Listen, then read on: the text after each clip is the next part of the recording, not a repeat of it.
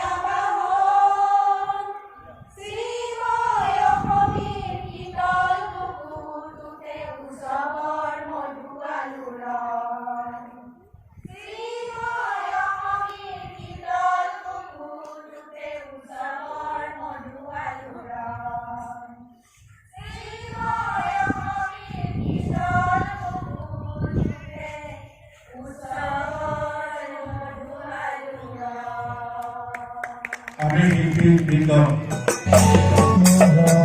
লগত আছে